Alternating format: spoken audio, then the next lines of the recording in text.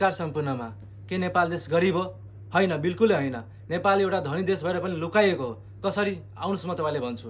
सबभन्दा पहिला नेपालमा 60 भन्दा बढी खानीका स्रोतहरू छन्, जसमा हामीसँग 180 मिलियन टन म्याग्नेजियम आएको छ। सही वर्ष पुग्ने गरी हामीसँग फलामकुसत नवलपरासीमै छ। गोल्ड, सिल्भर, कपर, युरानियम, म्याग्नेजियम यस्ता कति खानीहरू छन् हामीसँग। नेपाल सरकारले किन लुकाएको होला यो कुराहरू? हामीसँग हाइड्रो पावर पनि छ, जुन नेपालको क्षमता 83,000 मेगावाट उत्पादन गर्न सकिन्छ। तर अहिले कति छ थाहा छ तपाईँलाई?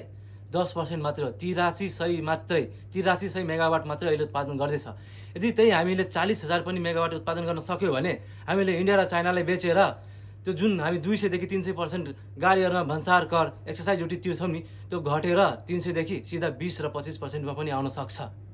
यति मात्रै होइन, दैलेख, चुरेक्षेत्र, तराई यिनीहरूमा पेट्रोलियम र ग्यासका ठुलो सम्भावनाहरू पनि भेटेका छन्। किन हाम्रो सरकार मौन? किन हाम्रो सरकारले यो कुरामा छानबिन गरेन होला? आशा छ अहिलेको नयाँ सरकारले चाहिँ यो कुरामा चासो देखाएर यो कुराको निष्कर्ष निकालेर केही गर्ने छ।